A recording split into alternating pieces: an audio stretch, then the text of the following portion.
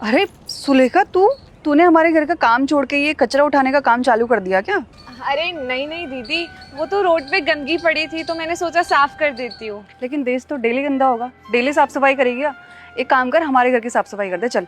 दीदी मैं देश तो साफ नहीं कर सकती, लेकिन हाँ मेरे आसपास अगर गंदगी दिखेगी मुझे तो मैं उसे बिल्कुल साफ करूंगी। अच्छा, तो मतलब तेरे पास इतना फालतू टाइम है कि अब तू ये रोड की भी साफ सफाई कर रही है? तो एक काम कर दे, हमारे घर की भी साफ सफाई कर दे। अरे नहीं दीदी, आप गलत समझ रहे हो। मैंने कहा ना आपको, वो रोड पे गंदगी पड़ी हुई थी तो मैंने सोचा साफ कर देती हूँ। और वैसे भी हमें तो अपने आसपास और अपने देश को साफ रखना चाहिए, ये तो अच्छी बात होती है ना। अच्छा, बातें तो बड़ी बड़ी कर रही है तू। और क्या कहा तूने? साफ सफाई करनी चाहिए। खुद को देखा है तूने कभी? पता नहीं नहाती भी है कि नहीं, इतनी गंदी स्मेल आ रही है। दीदी आप ये कैसी बात कर रहे हो? ऐसे आपको किसी की बेइज्जती नहीं करनी चाहिए। मैं चाहे किसी की बेइज्जती करूं या कितनी भी बदतमीजी करूं, तुझे क्या करना है इसमें? और कहा ना मैंने, हमारे घर की भी साफ सफाई कर दे। वैसे भी दिवाली आने वाली है, बहुत सारा कचरा निकलेगा, साफ सफाई कर दे। तेरी मम्मी भी तो लोगों के घरों में साफ सफाई का ही काम करती थी ना। हाँ दीदी, मम्मी लोगों के घर जाके साफ सफाई करती थी, और साफ सफाई करना मैंने उन्हीं से सीखा है कि हमें अपने आसपास और अपने देश को क्यों साफ रखना चाहिए, साफ सफाई रखना कितनी ज्यादा जरूरी है। और दीदी अगर हम अपने आसपास साफ सफाई नहीं रखेंगे तो हम इस देश के सभ्य नागरिक नहीं कहलाएंगे ना। हाँ, तो तभी तो कह रही हूँ, आगे जाके तूने भी तो यही साफ सफाई का ही काम करना है ना, अपनी मम्मी की तरह। अरे सुलेखा, क्या कर रही है? चल अब घर चलते हैं। हाँ मम्मी, ये बस थोड़ा सा कूड़ा डस्टबिन में डाल के चलती हूँ। लो, अभी तक आपकी बात कर रहे थे और खुद ही आ गए।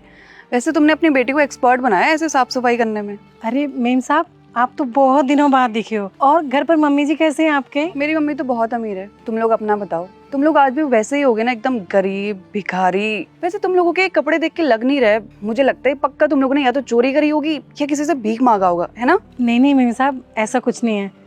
ये सब ना मेरे बेटे ने दिलाया है हमें। हाँ दीदी, ये ना कपड़े भैया ने दिलाए हैं हमें। अच्छा हाँ, तेरा एक बेटा भी तो था, वो भी ऐसे साफ सफाई करता था ना लोगों के घरों में। उसने इतना बड़ा हाथ कहाँ डाल लिया भाई? देखिए मेम साहब, आप ना मेरे बेटे के बारे में ऐसा वैसा मत बोलिए।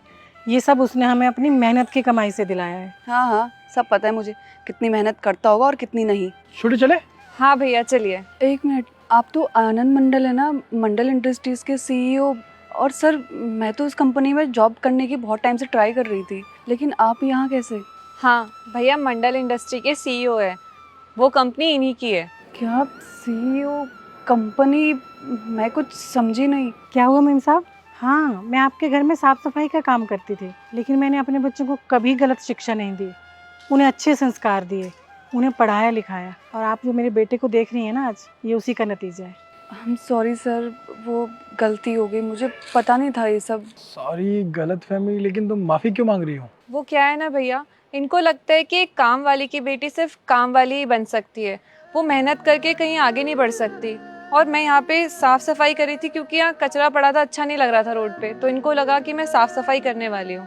अच्छा, इसलिए तुम सॉरी बोल रही हो। मेरे एक सवाल का जवाब दोगी तुम? तुम्हारे पिताजी क्या करते हैं? सर, बिजनेसमैन है। ठीक है। तुम्हारे दादाजी? वो सिक्योरिटी गार्ड थे। तुम्हारे दादाजी सिक्योरिटी गार्ड थे, उनके बेटे तो सिक्योरिटी गार्ड नहीं बने, उन्होंने अपना बिजनेस चुना ना। Yes sir. इसलिए हर इंसान का अपना अधिकार होता है, उसका जो दिल करे जो मन करे वो काम कर सकता है। ना कि तुम्हारी जैसी सोच होती है कि काम वाली की बेटी तो काम वाली ही बनेगी। नहीं, अगर वो चाहे तो पढ़ लिख के आगे बढ़कर कुछ अफसर भी बन सकती है।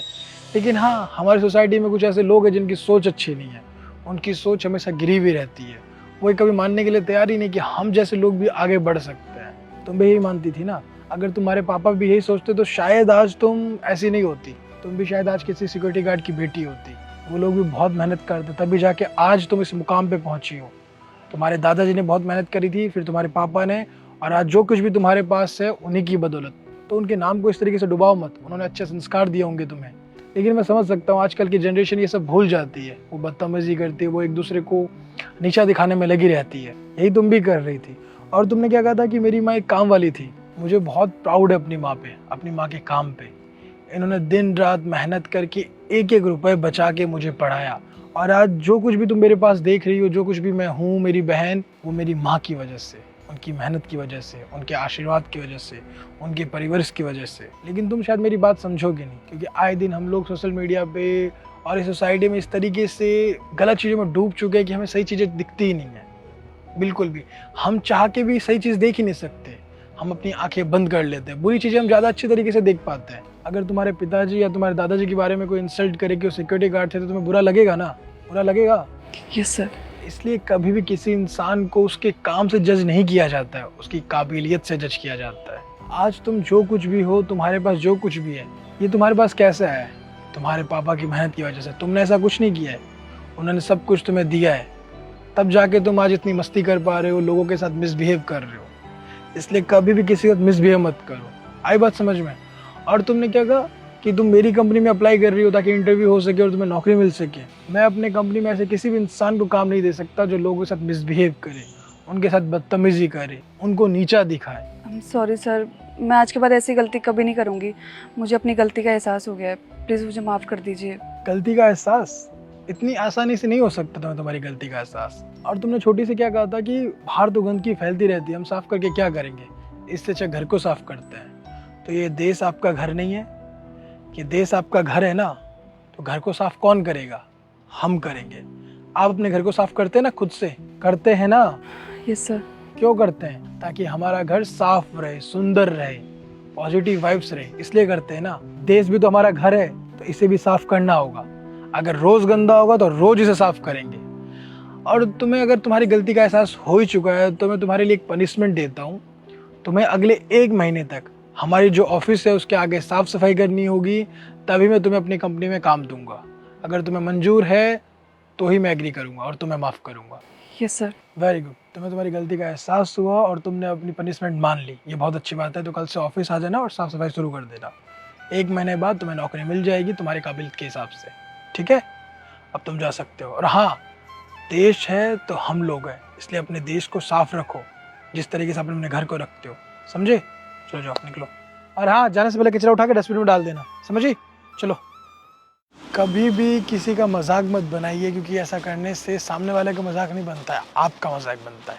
तो कभी भी किसी की डिसरिस्पेक्ट मत कीजिए, हमेशा सबका सम्मान कीजिए, क्योंकि हम सब एक बराबर है, इंसान है। तो इंसानियत के नाते सबकी रिस्पेक्ट करें। और इस वीडियो को सभी फ्रेंड के साथ, फैमिली के साथ शेयर कीजिए, ताकि इसका जो मैसेज है उन तक सभी तक पहुंच सके। तो जल्दी शेयर कीजिए। और अगर आप लोग चाहते हैं कि आपकी स्टोरी हमारी वीडियोस में आए, तो आप लोग अपनी स्टोरी मुझे इंस्टाग्राम पे भेज सकते हैं अच्छे से मॉरल के साथ। तो जल्दी से आप अपनी स्टोरी मुझे इंस्टाग्राम पे भेजिए और इस वीडियो को शेयर कीजिए। हमारे यूट्यूब चैनल को सब्सक्राइब कीजिए, हमारे फेसबुक को फॉलो कीजिए। हमेशा से मुस्कुराते रहिए, खुश रहिए। Thank you.